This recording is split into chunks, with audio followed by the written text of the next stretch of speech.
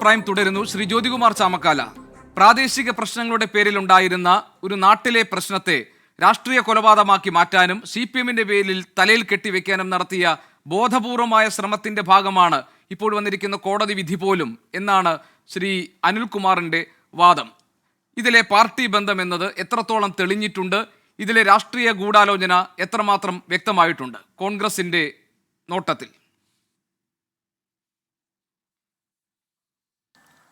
ഗോപീഷൻ, ഇവിടെ അനിൽകുമാർ ഘോരഘോര സംസാരിച്ചല്ലോ. ഇന്ന് നമ്മൾ കണ്ടത് രണ്ട് അമ്മമാരുടെ വിലാപമാണ്. അത് കഴിഞ്ഞ 5-6 വർഷമായി ഈ സംസ്ഥാനത്ത് നടന്നുകൊണ്ടിരിക്കുന്ന അല്ലെങ്കിൽ കണ്ടുകൊണ്ടിരിക്കുന്ന ഒരു വിലാപത്തിൻ്റെ ബാക്കി പത്രം.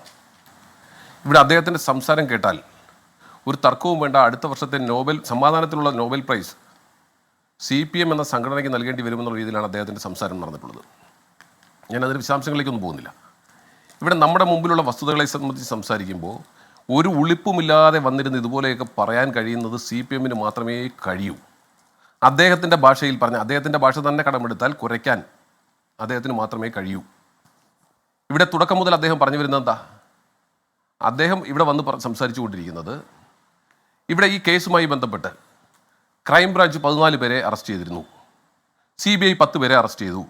ക്രൈംബ്രാഞ്ച് അറസ്റ്റ് ചെയ്ത 14 പേരിൽ 10 പേർ കുറ്റക്കാരാണെന്ന് കണ്ടെത്തി. CBI അറസ്റ്റ് ചെയ്ത അല്ലെങ്കിൽ പ്രതിസ്ഥാനത്തേക്ക് കൊണ്ടുവന്ന 10 പേരിൽ 4 പേരെ പ്രതിസ്ഥാനത്തേക്ക് കൊണ്ടുവന്നവരെ കുറ്റക്കാരാണെന്ന് കോടതി കണ്ടെത്തിയിരിക്കുന്നു. ഇവിടെ CBI അന്വേഷിച്ചോ ക്രൈംബ്രാഞ്ച് അന്വേഷിച്ചോ എന്നതിനപ്പുറത്തേക്ക് ഈ കേസിൻ്റെ പരിണിത ഫലം എന്താണ്? ഈ കേസിനെ സംബന്ധിച്ച് തെളിവുകളുടെ അടിസ്ഥാനത്തിൽ CBI കോടതിയിൽ വാദപ്രതിവാദം നടന്ന് 2 വർഷമായി വാദപ്രതിവാദം നടന്ന്, എൻ്റെ കണക്ക് ശരിയാണെങ്കിൽ, എൻ്റെ ഓർമ്മ ശരിയാണെങ്കിൽ കൃത്യമായ ഡേറ്റ് കൂടി ഞാൻ പറയാം. അവിടെ ട്രയൽ ആരംഭിച്ചത് ഫെബ്രുവരി മാസം 2-ാം തീയതിയാണ്. 2023 ഫെബ്രുവരി മാസം 2-ാം തീയതിയാണ് ട്രയൽ ആരംഭിച്ചത്. ആ ട്രയൽ ആരംഭിച്ച് ഏകദേശം 2 വർഷം പൂർത്തിയാക്കിയതിന് ശേഷം വിധി പ്രസ്താവിച്ചിരിക്കുന്നു. തെളിവുകളുടെ പിൻബലത്തിൽ വിധി പ്രസ്താവിച്ച് 14 പേർ കുറ്റക്കാരാണെന്ന് കണ്ടെത്തുമ്പോൾ അതിൽ 6 പേരും അറിയപ്പെടുന്ന CPM-ന്റെ നേതാക്കന്മാരായിരിക്കെ, ബാക്കി 8 പേരും CPM-ന്റെ അണികളും പ്രവർത്തകരുമായിരിക്കെ, ഈ 14 പേരും രാഷ്ട്രീയമായി നടത്തിയ ഒരു ഗൂഢാലോചനയെ സംബന്ധിച്ച് അന്വേഷിച്ച് കണ്ടെത്തി തെളിവുകളുടെ അടിസ്ഥാനത്തിൽ അവർ കുറ്റക്കാരാണെന്ന് ശിക്ഷിക്കുമ്പോൾ ഇതൊന്നും ഞങ്ങളെ അംഗീകരിക്കുന്നില്ല, ഇതൊന്നും ഞങ്ങൾ അനുവദിക്കുന്നില്ല, ഇതൊന്നും ഞങ്ങളുടെ പാർട്ടിയുടെ പുസ്തകത്തിലുള്ളതല്ല, നിഘണ്ടുവിലുള്ളതല്ല എന്നൊക്കെ പറഞ്ഞാൽ ആരാ നമ്മൾ അംഗീകരിച്ചു കൊടുക്കുക? ഇവിടെ നോക്കൂ, ഇതിന് എനിക്ക് അത്ഭുതമൊന്നുമില്ല. അദ്ദേഹം സാന്ദർഭികവശാൽ TP ചന്ദ്രശേഖരൻ വാദത്തിലേക്കൊക്കെ പോയി. TP ചന്ദ്രശേഖരൻ വാദത്തിൽ ശിക്ഷിക്കപ്പെട്ടയാളല്ലേ കുഞ്ഞനന്തൻ? ആ കുഞ്ഞനന്തനെ നിങ്ങൾ എങ്ങനെയാണ് ട്രീറ്റ് ചെയ്തത്? എന്ത് സന്ദേശമാണ് ഈ പൊതുസമൂഹത്തിന് നൽകിയത്? ആ കുഞ്ഞനന്തന് വേണ്ടി, ഏരിയ സെക്രട്ടറി ആയിരുന്ന കുഞ്ഞനന്തന് വേണ്ടി നിങ്ങൾ സ്മാരകം പണിഞ്ഞില്ലേ? അദ്ദേഹം ഇപ്പോഴും കുറ്റക്കാരനാണെന്ന് നിങ്ങൾ സമ്മതിക്കുന്നുണ്ടോ? താങ്കൾ മറ്റു ചിലരെ കുറിച്ച് പറഞ്ഞല്ലോ. കുഞ്ഞനന്തൻ കുറ്റക്കാരനാണെന്ന് കോടതി കണ്ടെത്തിയിട്ടും അംഗീകരിക്കാത്ത CPM-നെ സംബന്ധിച്ച്, ഈ രാജ്യത്തെ ജനാധിപത്യത്തെ സംബന്ധിച്ച് നിങ്ങൾ വിശ്വസിക്കുന്നില്ല എന്ന് വേണ്ടേ കരുതാൻ? നിങ്ങൾ അംഗീകരിക്കുന്നില്ല എന്ന് വേണ്ടേ കരുതാൻ? നിങ്ങൾ ജനാധിപത്യത്തിൻ്റെ ഭാഗമായി അധികാരത്തിലിരിക്കുമ്പോഴും ഇവിടുത്തെ നീതിന്യായ വ്യവസ്ഥയെ നിങ്ങൾ അംഗീകരിക്കുന്നില്ലെന്നല്ലേ പറയേണ്ടത്? കേരളത്തിൽ ഏതെങ്കിലും ഒരു OBC കണ്ടിട്ടുണ്ടോ? കേരളത്തിൽ ഏതെങ്കിലും ഒരു ഏരിയ കമ്മിറ്റി സെക്രട്ടറിക്ക് ഇത്തരത്തിൽ സ്മാരകം പണിയുന്നത്? അദ്ദേഹത്തിൻ്റെ മരണാനന്തര വാർഷികത്തിന് പൊതുയോഗം നടത്തി അദ്ദേഹത്തിനെ ഗ്ലോറിഫൈ ചെയ്യുന്നത്? അത് ഇത്തരം കൊലയാളികൾക്ക് നൽകുന്ന സന്ദേശം എന്താണ് ഗോപീഷൻ? എന്നിട്ട് ഇപ്പോഴും വന്നിരുന്ന് വീരവാദം പറയുക, കൊട്ടിഘോഷിക്കുക. ഞാനും ചോദിക്കട്ടെ, ഈ കേസുമായി ബന്ധപ്പെട്ട് ഈ 2 കുട്ടികളെ ദാരുണമായി കൊല ചെയ്യപ്പെട്ടു. അവരെ സ്കെച്ച് ചെയ്ത്, അവരെ പ്ലാൻ ചെയ്ത്, മുൻകൂട്ടി തീരുമാനിച്ച്, ആലോചന നടത്തി, യോഗം ചേർന്ന് തീരുമാനിച്ച്, അവരുടെ റൂട്ടുകൾ ഉൾപ്പെടെ ഫിക്സ് ചെയ്ത് അവരെ ഞാൻ ഇന്നും ഞാൻ ഓർക്കുന്നു ആ സംഭവം നടക്കുമ്പോൾ ശ്രീ മുല്ലപ്പള്ളി രാമചന്ദ്രൻ KPC പ്രസിഡന്റായി അദ്ദേഹത്തിൻ്റെ ഒരു യാത്ര കാസർഗോഡ് നിന്ന് തെരഞ്ഞെടുപ്പുമായി ബന്ധപ്പെട്ട് നടന്നു വരികയാണ്. അത് ഏകദേശം തൃശ്ശൂർ എത്തിയപ്പോഴാണ് ഈ ദാരുണമായ സംഭവം. ഞങ്ങളുടെയൊക്കെ ചിവിൽ, ഞങ്ങളെല്ലാം തൃശ്ശൂരാണ്, അവിടെ ആ ജാഥ നിർത്തി വെച്ചിട്ടാണ് ഞങ്ങളൊക്കെ ഇതിന് പോയത്.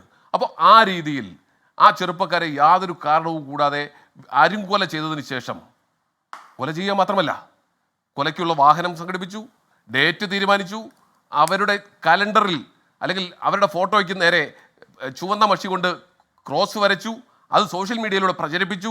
അതിനുശേഷം ആളിനെ നിർത്തി ഇവരെങ്ങോട്ട് പോകുന്നു കണ്ടെത്തി, അവരെ വളഞ്ഞിട്ട് വെട്ടി കൊലപ്പെടുത്തിയതിന് ശേഷം അവർക്ക് രക്ഷപ്പെടാൻ വാഹനം സംഘടിപ്പിച്ചു, അവരുടെ വസ്ത്രം കത്തിച്ച് കളയാൻ ആളിനെ ഏർപ്പെടുത്തി, അവരെ പോലീസ് പിടിച്ചുകൊണ്ടുപോയാൽ സ്റ്റേഷനിൽ നിന്ന് പിടിച്ചിറക്കി കൊണ്ടുപോകാൻ MLA ആയിരുന്ന കുഞ്ഞിരാമനെ ചുമതലപ്പെടുത്തി. അതുകൊണ്ടല്ലേ അദ്ദേഹം ഇന്ന് പ്രതിയായിട്ടുള്ളതും അദ്ദേഹം കുറ്റക്കാരനാണെന്ന് കണ്ടെത്തിയിട്ടുള്ളതും. കുഞ്ഞിരാമനൊക്കെ കണ്ടെത്തിയിട്ടും എന്ത് CBI അധികമായി കണ്ടെത്തിയെന്നാണ് ചോദിച്ചത്? CBI കണ്ടെത്തിയിരിക്കുന്നത് കുഞ്ഞിരാമൻ ഉൾപ്പെടെ, നിങ്ങളുടെ മുൻ ഏരിയ സെക്രട്ടറി ഉൾപ്പെടെ, നിങ്ങളുടെ ബ്ലോക്ക് പഞ്ചായത്ത് പ്രസിഡന്റ് ഉൾപ്പെടെ, നിങ്ങളുടെ മറ്റ് ലോക്കൽ കമ്മിറ്റി സെക്രട്ടറിമാർ ഉൾപ്പെടെ കുറ്റക്കാരാണെന്ന് കണ്ടെത്തിയിരിക്കുന്നു. എന്നിട്ടും വന്നിരുന്ന് യാതൊരു ഉളുപ്പുമില്ലാതെ അങ്ങ് വന്ന് തള്ളുക. ഇവരൊക്കെ മനുഷ്യനാണോ? ആ അമ്മമാരുടെ കണ്ണുനീരിന്നും കണ്ടില്ലേ? ഒരു ഉളുപ്പുമില്ലാതെ വന്നിരുന്ന് വാദപ്രതിവാദം നടത്താൻ. എന്നിട്ടും ഞങ്ങൾ ചെയ്തതെല്ലാം ശരിയാണ്, ഞങ്ങളുടെ ഭാഗത്ത് എന്താ മിസ്റ്റേക്ക് എന്നാണ് ചോദിക്കുന്നത്. തിരച്ചിവാലിലടിച്ചാലും ഇതൊന്നും മാറില്ല, മനസ്സിലായില്ലേ? ഇതൊന്നും നന്നാവില്ല. അപ്പോൾ നമ്മൾ മനസ്സിലാക്കേണ്ടത് ഇതുമായി ബന്ധപ്പെട്ട് തീരുമാനം വന്നിരിക്കുന്നു. ഇന്നെന്താ EP ജയരാജൻ എന്ന് പറയുന്നത്? EP ജയരാജൻ കുഞ്ഞിരാമനൊന്നും ചെയ്തിട്ടില്ലെന്നാണ് പറയുന്നത്. അവിടെയൊക്കെയാണ് ഞാൻ മുമ്പ് പറഞ്ഞ നമ്മൾ കുഞ്ഞിരാമനെ വീണ്ടും ഓർക്കപ്പെടുന്നത്. ഈ ഓരോ കേസിലും ഇനി നിങ്ങൾ എന്താ ചെയ്തത്? കേസ് നടന്നു, വിവാദമുണ്ടായപ്പോൾ ക്രൈംബ്രാഞ്ചിനെ വിട്ടു, ക്രൈംബ്രാഞ്ച് 14 പേരെ അറസ്റ്റ് ചെയ്തു. ശരിയാണ്, കുടുംബത്തിന് ആ അന്വേഷണത്തിൽ തൃപ്തി ഉണ്ടായില്ല.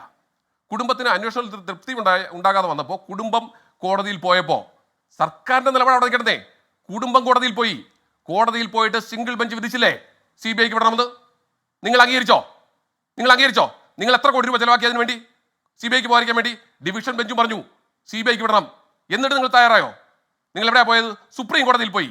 ഈ സംസ്ഥാനത്തിന്റെ ഖജനാവിലെ ഞാനും ഗോപികൃഷ്ണൻ ഉൾപ്പെടെ ഈ ഇതിൽ പങ്കെടുക്കുന്ന പിന്നെ കൃപേഷിന്റെ ശരത്ലാലിന്റെയും പിതാക്കന്മാരുണ്ട്. അവരുൾപ്പെടെ കൊടുക്കുന്ന നികുതി പണം ഉപയോഗിച്ചുകൊണ്ട് കൊലയാളികളെ സംരക്ഷിക്കാൻ വേണ്ടി നിങ്ങൾ സുപ്രീം കോടതിയിൽ പോയില്ലേ? എന്നിട്ട് വന്നിരുന്ന് ഗീർവാണം വിടുക. ഉളുപ്പുണ്ടോ ഞാൻ ചോദിക്കുന്നില്ല, ഉണ്ടാകില്ല. പക്ഷേ അത്തരത്തിൽ നിങ്ങൾ എന്തിനായിരുന്നു സുപ്രീം കോടതിയിൽ ഉൾപ്പെടെ ഈ CBI അന്വേഷണത്തെ എതിർത്തത്? ഇവിടെ UDFന്റെ സർക്കാർ ഉണ്ടായിരുന്നല്ലോ. ഏതെങ്കിലും ഒരു കുടുംബത്തിന് ഇത്തരത്തിൽ ഒരു വിഷയവുമായി ബന്ധപ്പെട്ട് ആ കുടുംബത്തിന് ഒരു അന്വേഷണത്തെ സംബന്ധിച്ച് അത് എങ്ങനെയോ ആയിക്കോട്ടെ, അന്വേഷണത്തെ സംബന്ധിച്ച് തൃപ്തികരമല്ലെങ്കിൽ സർക്കാർ അവരൊരു പേപ്പർ എഴുതി കൊടുത്താൽ സർക്കാർ CBIക്ക് വിടും. ഇവിടെ പറഞ്ഞു ഞങ്ങൾക്ക് CBI വേണ്ടെന്നാണ് ഞങ്ങളുടെ തീരുമാനം. ഒരു വിവാദ നായികയുടെ ഒരു പരാതി ഒരു വെള്ള പേപ്പറിൽ എഴുതി മേടിച്ചിട്ട് CBIക്ക് വിട്ട മാന്യന്മാരാ വന്നിരുന്ന് പറയുന്നത് അറിയാമോ? ഞങ്ങളെ കൊണ്ട് കൂടുതൽ പറയരുത്. എന്നിട്ട് എന്തായി? ഞങ്ങൾക്ക് CBIക്ക് വിടുന്നത് ഇഷ്ടമല്ല, ഞങ്ങൾ അങ്ങ് നടത്തിക്കൊള്ളാം. നിങ്ങൾ എപ്പോഴാണ് CBIക്ക് വിട്ടത്? ഒരു പരാതി എഴുതി വാങ്ങി നമ്മുടെ പ്രമുഖനായ ഉമ്മൻചാണ്ടി സാർ ഉൾപ്പെടെയുള്ളവർക്കെതിരെയുള്ള കേസ് CBIക്ക് വിടുന്നത് നിങ്ങൾ എന്ത് നേടി? അപ്പോൾ നിങ്ങൾക്ക് ഇരട്ടത്താപ്പാണ്. നിങ്ങൾക്ക് ഓരോ വിഷയത്തിലും ഇവിടെ നിങ്ങളുടെ മുൻ MLA ഉൾപ്പെടെ പിടിക്കപ്പെടുമെന്നായപ്പോൾ CPMന്റെ നേതാക്കന്മാർ അഴിക്കുള്ളിലാകുമെന്നായപ്പോൾ CBI വേണ്ട, ഞങ്ങൾക്ക് വെറുക്കപ്പെട്ടവരാ. ഇവിടെ CBI അന്വേഷിച്ചേട്ടെ, കോടതിയിൽ വന്നല്ലോ, കോടതി വിധിയെങ്കിലും ഒന്ന് അംഗീകരിക്കുന്നേ. അതിനും തയ്യാറാവില്ലെന്നല്ല പറഞ്ഞാൽ കോടതി വിധിയെ പോലും അംഗീകരിക്കുന്നില്ല എന്ന് പരസ്യമായി CPMന്റെ സംസ്ഥാന നേതാക്കന്മാർ ഇന്ന് പറയല്ലേ? LDFന്റെ കൺവീനർ പറയല്ലേ? മുൻ കൺവീനർ പറയല്ലേ? ഇതാണോ ജനാധിപത്യം? ഇവിടെ ജനാധിപത്യം വേണ്ടേ? ഇവിടെ പിന്നെ നമ്മുടെ നീതിന്യായ വ്യവസ്ഥയെ നമ്മൾ ബഹുമാനിക്കണ്ടേ? നിങ്ങൾ അപ്പീൽ പോകും, നിങ്ങൾക്ക് അവസരമുണ്ട്. പക്ഷെ ഞങ്ങൾ ഇത് അംഗീകരിക്കുന്നില്ല. നിങ്ങൾക്ക് അപ്പീൽ പോകാനുള്ള അവസരമുണ്ട്. നിങ്ങൾ രാഷ്ട്രീയ പ്രേരിതമല്ല ഈ കൊലപാതകമെങ്കിൽ നിങ്ങൾ എന്തിനാണ് ഇവരെ ന്യായീകരിക്കുന്നത്? അവിടെയാണ് ഞാൻ വീണ്ടും ചോദിക്കുന്നത്, കുഞ്ഞനന്തനെ നിങ്ങൾ ഗ്ലോറിഫൈ ചെയ്തത് എന്തിനു വേണ്ടിയായിരുന്നു? അതിന്റെ തുടർച്ചയാണ് നിങ്ങൾ ഇപ്പോഴും നടത്തിക്കൊണ്ടിരിക്കുന്നത്. ഇത് ഈ പൊതുസമൂഹത്തിന് നൽകുന്ന സന്ദേശം എന്താണ്? ഇവിടെയും നോക്കൂ, നിങ്ങൾ ആ 2 ചെറുപ്പക്കാരെ കൊന്നു, കരുതി കൂട്ടി കൊന്നു. കൊന്നതിന് ശേഷവും അവരുടെ കുടുംബത്തിന് നീതി ലഭിക്കുന്നതിന് നിങ്ങൾ തടസ്സം നിൽക്കുന്നു. ഇത്തരത്തിലുള്ള സംഭവങ്ങൾ സമൂഹത്തിൽ ഉണ്ടാകാതിരിക്കാൻ നോക്കൂ. ഇത് പ്ലാൻഡ് ആയിരുന്നില്ലേ? ഓരോ നിമിഷവും അവരെ സ്കെച്ച് ചെയ്ത് പ്ലാൻ ചെയ്ത് അവരുടെ യാത്രകൾ കണക്കാക്കി അവരെങ്ങോട്ട് പോകുന്നു മനസ്സിലാക്കി നിങ്ങൾ കൊന്നതല്ലേ? എന്നിട്ടും കോടതി വിധി വന്നിട്ട് നിങ്ങൾ അംഗീകരിക്കാൻ തയ്യാറാകുന്നില്ലേ? പിന്നെ നിങ്ങളെ ഞങ്ങൾ എന്താ വിളിക്കേണ്ടത്? പിന്നെ ഒരു വക്കീല് CK ശ്രീധരൻ, നിങ്ങൾ എന്തെല്ലാം വൃത്തികെട്ട ഹീനമായ മാർഗങ്ങൾ ഈ കേസുമായി ബന്ധപ്പെട്ട് ഉപയോഗിച്ചു.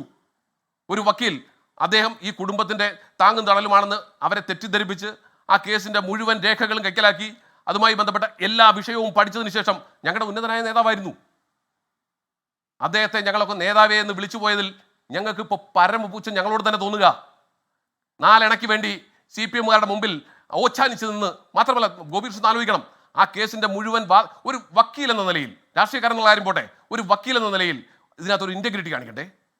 ഒരു കേസിനെ സംബന്ധിച്ച് മുഴുവൻ കാര്യങ്ങളും ബോധ്യപ്പെട്ട് മനസ്സിലാക്കിയതിന് ശേഷം അതിന്റെ മുഴുവൻ ഡോക്യുമെന്റ്സും കയ്യിൽ കിട്ടിയതിന് ശേഷം അതിലെ വാദികളുടെ ഭാഗത്ത് എന്താണ് അവരുടെ ന്യായമെന്ന് മനസ്സിലാക്കിയതിന് ശേഷം നേരെ മറുകണ്ടം ചാടുക. പാർട്ടി മാറിക്കോളൂ. നിങ്ങൾ അപ്പുറത്ത് വക്കാലത്ത് ഒഴിഞ്ഞു പോയി എതിർകക്ഷികളുടെ വക്കാലത്തെടുക്കുക. മിസ്റ്റർ ശ്രീധരൻ, കേരള സമൂഹം നിങ്ങളെ മറക്കില്ല. ഇന്ന് ആ അമ്മമാരുടെ കണ്ണീരുണ്ടല്ലോ, ആ കണ്ണീരിൽ നിങ്ങൾ വെണ്ണീറാകും. ഒരു തർക്കവും വേണ്ട ശ്രീധരൻ. ശരി, നിങ്ങൾ കാണിച്ചിട്ടുള്ള ആ കൊള്ളരുതായ്മ ശരി.